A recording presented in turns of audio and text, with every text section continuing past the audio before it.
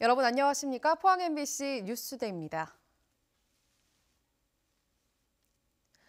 오늘도 우리 지역의 미세먼지 농도 나쁨 수준으로 높게 나타나겠습니다. 밤에는 중국발 스모그가 추가로 유입될 가능성도 있는데요. 이에 따라 경북 동해안에 처음으로 비상저감 조치가 발령됐습니다. 안수진 기상캐스터입니다.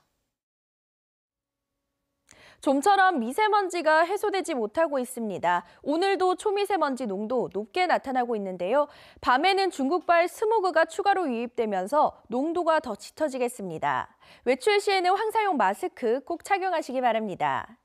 오늘 우리 지역에는 미세먼지 특별법이 시행된 이래 처음으로 미세먼지 비상조감 조치가 발령됐습니다. 공공기관 차량 2부제가 시행되는데요. 오늘은 차량 번호 끝자리, 짝수차만 해당이 됩니다. 공공주차장은 폐쇄가 되고 또 배출가스 5등급 차량은 운행이 제한되기 때문에 외출 시에는 참고하시기 바랍니다. 아침 출근길 곳곳에 안개가 짙게 꼈습니다. 낮 동안에도 연무나 방무가 남아있을 수 있겠습니다. 건강관리에 유의하시기 바랍니다. 자세한 지역별 날씨 알아보겠습니다. 오늘 구름 많겠고 낮 동안 온화하겠습니다. 낮 기온 울진 11도, 영덕과 포항, 경주가 13도입니다. 울릉도와 독도에도 구름 많이 지나겠습니다. 낮 기온 울릉도와 독도 9도입니다. 동해상으로도 구름의 양이 많겠고요. 바다의 물결은 동해 전해상에서 최고 2m까지 일겠습니다. 내일 바람이 강하게 불 것으로 예상돼 주의가 필요하겠고요. 일요일부터는 맑은 하늘에 기온이 크게 오르면서 마치 초봄처럼 포근하겠습니다. 날씨였습니다. 포항시가 민원만 생기면 인허가를 올스톱한다는 우스갯소리가 있었는데 실제로 기업인들도 그렇게 여기고 있었습니다. 기업인들을 대상으로 한 기업 환경평가에서 포항은 102위를 기록해 산업도시치고는 실망스러운 평가를 받았습니다. 김기영 기자가 보도합니다. 대한상공회의소가 전국 228개 시군구와 8,800여 기업을 대상으로 실시한 2018 기업체감도 순위에서 포항시는 종합 102위, 산업도시인 여수시가 1위, 조선업 침체로 동병상련인 울산 동구가 2017년 1위에 이어 지난해는 3위를 차지했습니다. 근데 울산이 조선 경기가 지금 굉장히 안 좋은 상황에서도 또 1위가 나오는 거 보면은 지역 경기가 나쁘면 순위가 안 좋다 이렇게 얘기하기도 또 어려운 것 같습니다. 예. 여수시는 지역 경제과 외에 2015년 산단 지원과를 신설해 4년 동안 5천여 건의 기업 민원을 해결하고 여수 산단에 2022년까지 8조 원이 투자되면서 플랜트 건설 노동자를 위한 공실 아파트 소개와 교통 대책까지 수립하는 꼼꼼한 행정을 펴고 있습니다. 근로자들이 굉장히 많이 들어오시는데 그 교통 또 TF팀을 또 지금 이번에 곧 발족을 할 겁니다. 반면에 포항시는 세부 항목 5개 중 규제 합리성과 행정 시스템, 행정 행태에서 종합 점수보다 더 낮은 점수를 얻어 법령의 지나친 해석으로 인허가가 까다롭다는 것을 반증하고 있습니다. 포항에서 인허가를 받기가 어렵다는 상징이 되어버린 상도지구, 2014년 대규모 점포를 지을 수 있도록 도시계획을 하고도 시장이 바뀌자 허가를 내주지 않다가 행정소송에서 패했습니다. 5년이 지난 지금은 부동산 경기 침체로 사업성이 떨어져 땅을 놀리는 사이 한 달에 2억 원이 넘는 이자만 물고 사업자는 파산 직전인데 이제 와서 낡아 빠진 포항 시외버스 터미널과 함께 인허가를 내줄 테니 사업 계획을 올리라는 황당한 행정을 하고 있습니다. 3, 4년 전에 기회가 왔을 때 반드시 하여야 됩니다.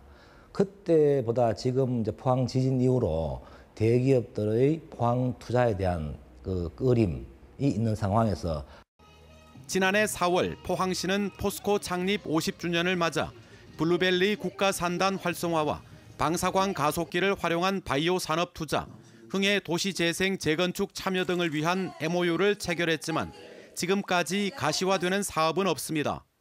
지난달에는 포항경제 살리기 범시민 대책본부를 발족해 지역업체 일감 몰아주기와 지역 물품 구매를 천명했지만 지금까지 포항시의 추진력으로 볼 때 이 역시 헛구호에 그칠 공산이 큽니다.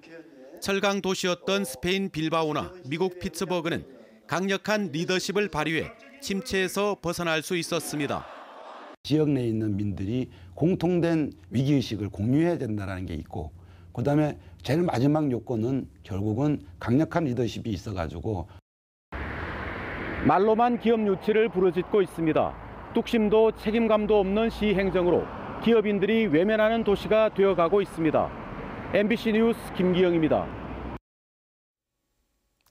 안동일 전 포항제철소장이 최근 현대제철 사장으로 이직한 것과 관련해 포스코 양대 노조가 사기업 위반과 기술 유출 등을 이유로 반발하고 나섰습니다.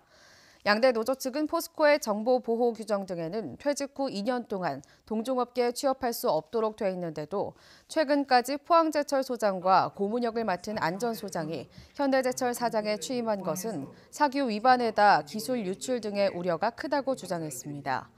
포스코는 이에 대해 직원들에게 이메일을 보내 안 전 소장의 이직으로 인해 포스코의 기술 유출 우려는 없으며 대승적인 차원의 결정이었다며 임직원의 이해를 부탁했습니다. 내년 8월 영일만항의 국제 여객부두가 준공될 예정인 가운데 동북아 크루즈 관광 활성화를 위한 국제 포럼이 포항에서 열렸습니다. 전문가들은 포항의 잠재력에 대해선 높게 평가했지만 아직 관광객을 맞을 준비는 많이 부족하다고 지적했습니다. 이규서 기자입니다. 동북아의 크루즈 산업은 해마다 커지고 있고 북한이 개방되면 폭발적인 성장이 예상됩니다. 포항시 역시 크루즈 관광객 유치 전에 뛰어들었습니다. 영일만항에 7만 톤짜리 크루즈가 접안할 수 있는 국제 여객 부두를 건설 중이고 세계적인 크루즈사 관계자들을 초청해 포항을 홍보한 데 이어 이번에는 한중일러 지자체 정책 담당자와 크루즈 전문가들을 포항에 불러 모아 동북아 크루즈 시장의 성장 전략을 논의하는 자리를 만들었습니다. 광역지자체의 정책 담당자들이 같이 모여서 학자들과 전문가들과 함께 토론한다는 것은 아마 저희가 볼 때는 그런 좋은 결과를 가져오지 않을까 그렇게 생각을 합니다. 또 내년 상반기에는 포항 영일만항과 북한 장전항, 러시아 블라디보스톡을 연결하는 크루즈 운항을 준비하고 있습니다. 하지만 현실은 만만치 않습니다. 무엇보다 포항 영일만항은 도심에서 떨어져 있고 관광객을 맞을 준비는 미흡한 게 현실입니다.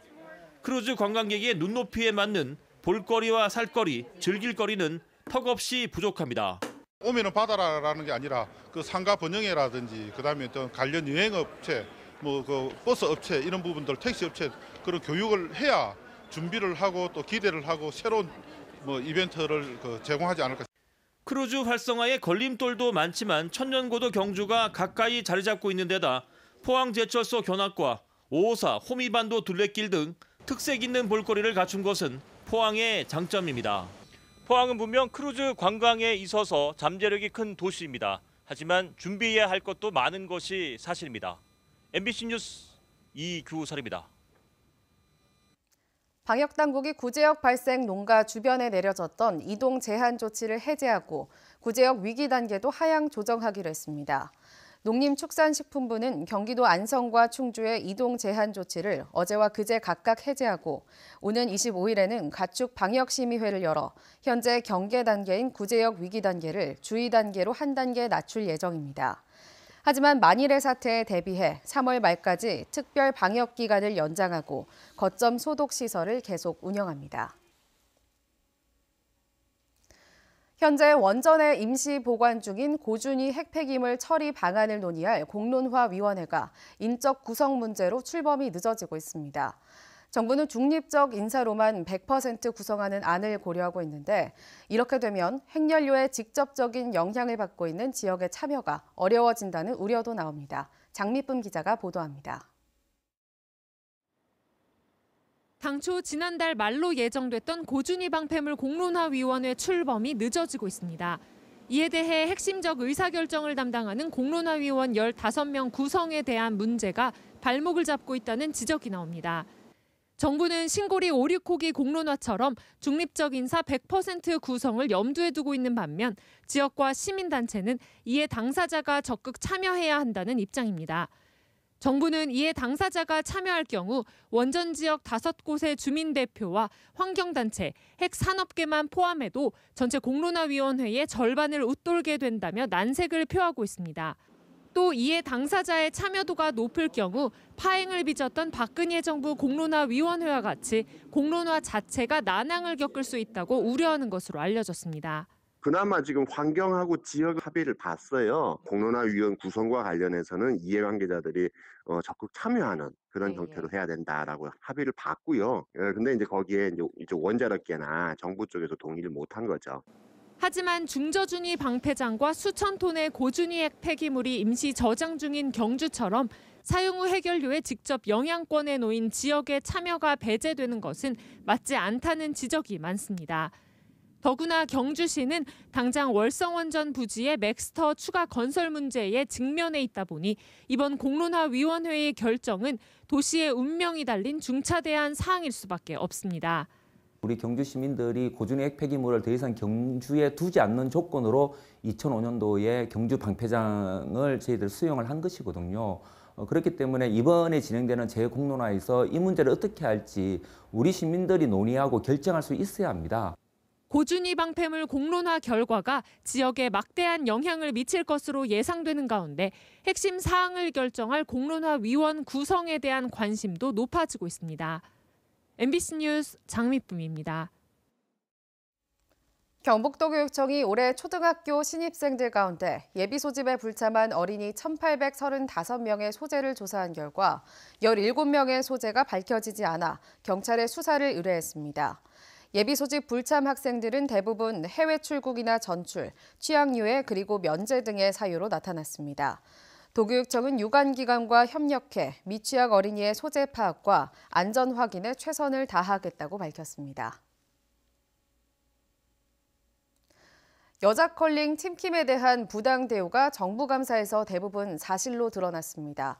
특히 김경도 일가는 의성 컬링장을 장기간 사유화해 수억 원의 부당 이득을 챙기는 데 활용했는데요. 감사팀은 컬링장 관리에 손을 놓은 의성군이 단초를 제공했다고 지적했습니다. 홍석준 기자입니다. 의성 컬링장이 문을 연 건 지난 2006년. 당시 의성군은 경북컬링협회에 위수탁 계약도 없이 운영권을 넘겼습니다. 김경두 회장은 이 운영권을 자신이 만든 별도 법인에 다시 재위탁하면서 컬링장은 통째로 김 회장 손에 들어갔습니다.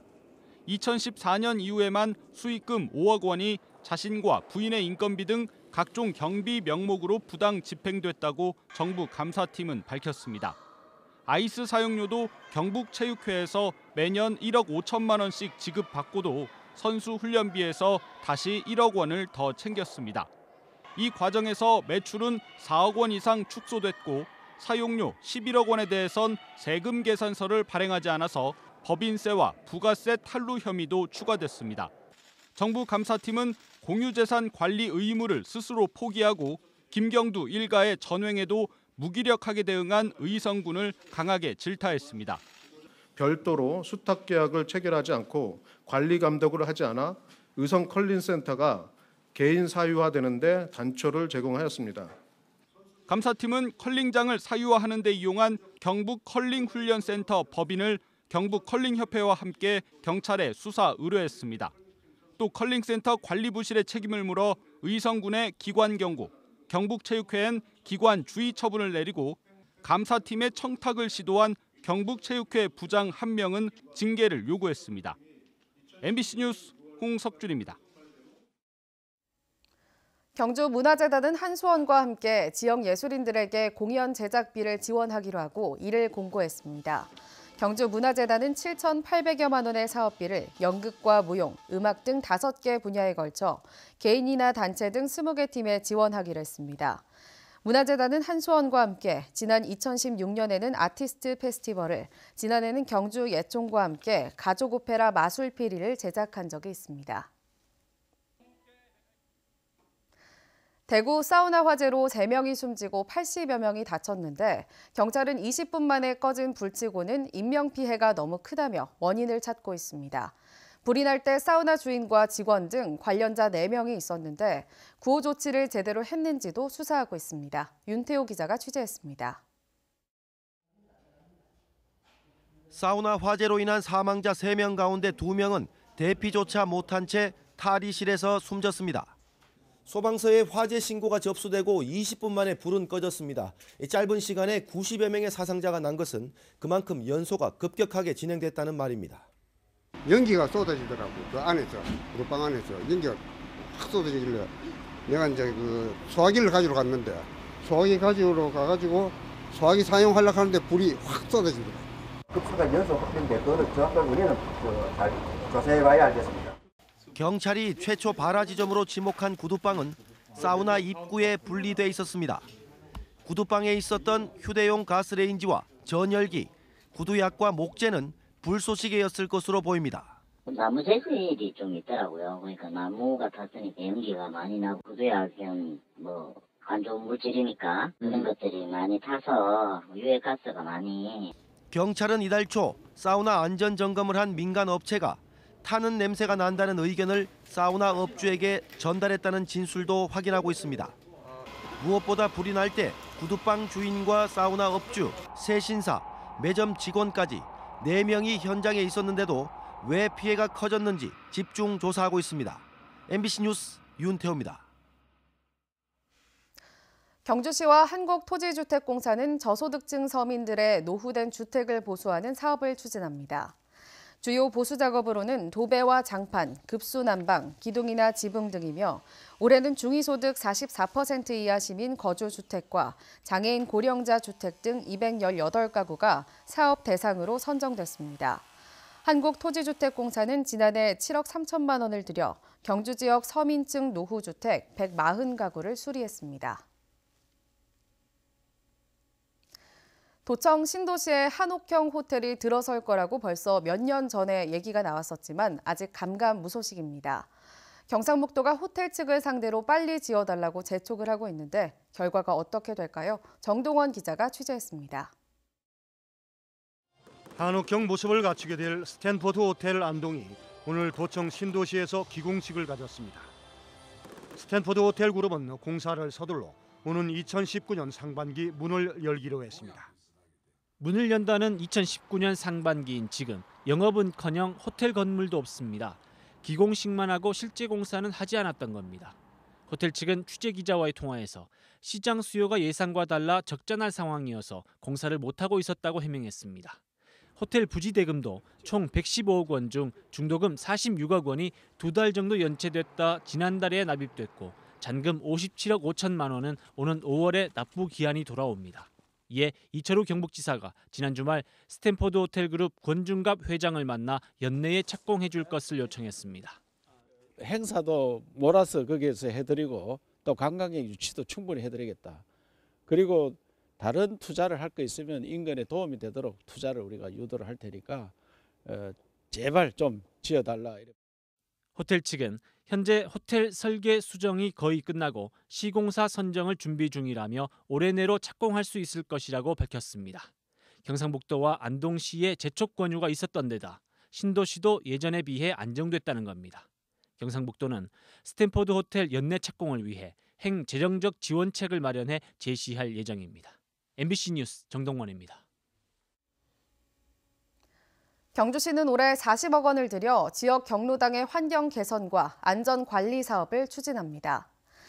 상반기 중에 지역 전체 경로당에 공기청정기 935대를 설치하고 화재나 안전사고 보상을 위해 모든 경로당에 대해 공제보험에 가입했고 안전점검과 노후시설을 보수합니다.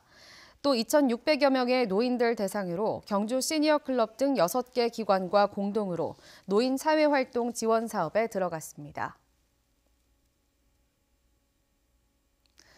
임종식 교육감 첫 조직 개편안이 경북도의회 본회의를 그제 통과함에 따라 경북교육청이 교장, 교감 등 교육 전문직의 484명에 대한 인사를 단행했습니다. 마숙자 초등과장이 김천 교육지원청, 김덕기 정책과장이 문경 교육지원청 교육장으로 자리를 옮기는 한편 13명의 본청 인력이 학교 업무 정상화와 유치원 감사 강화 등을 위해 교육지원청으로 재배치됐습니다. 신학기를 앞두고 제7회 사랑의 교복 나누기 행사가 어제 경주 체육관에서 열렸습니다. 이번 행사에는 경주시 내 16개 중고등학교에서 6천여 벌의 교복을 1,000원에서 5,000원 정도에 판매했고 읍면동 18개 학교는 학교 자체에서 교복 물려주기 행사를 했습니다. 판매하고 남은 교복은 경주시 새마을의 녹색 매장에서 연중 판매해 학부모들의 부담을 덜어주게 됩니다.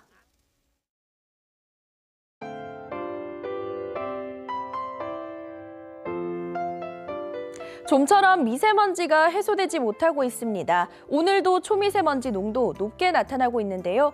밤에는 중국발 스모그가 추가로 유입되면서 농도가 더 짙어지겠습니다. 외출 시에는 황사용 마스크 꼭 착용하시기 바랍니다. 오늘 우리 지역에는 미세먼지 특별법이 시행된 이래 처음으로 미세먼지 비상조감 조치가 발령됐습니다. 공공기관 차량 2부제가 시행되는데요. 오늘은 차량 번호 끝자리, 짝수차만 해당이 됩니다. 공공주차장은 폐쇄가 되고 또 배출가스 5등급 차량은 운행이 제한되기 때문에 외출 시에는 참고하시기 바랍니다. 아침 출근길 곳곳에 안개가 짙게 꼈습니다. 낮 동안에도 연무나 방무가 남아있을 수 있겠습니다. 건강관리에 유의하시기 바랍니다. 자세한 지역별 날씨 알아보겠습니다. 오늘 구름 많겠고 낮 동안 온화하겠습니다. 낮 기온 울진 11도, 영덕과 포항, 경주가 13도입니다. 울릉도와 독도에도 구름 많이 지나겠습니다. 낮 기온 울릉도와 독도 9도입니다. 동해상으로도 구름의 양이 많겠고요. 바다의 물결은 동해 전해상에서 최고 2m까지 일겠습니다. 내일 바람이 강하게 불 것으로 예상돼 주의가 필요하겠고요. 일요일부터는 맑은 하늘에 기온이 크게 오르면서 마치 초봄처럼 포근하겠습니다. 날씨였습니다. 이상으로 포항 MBC 뉴스투데이를 마칩니다. 여러분 고맙습니다.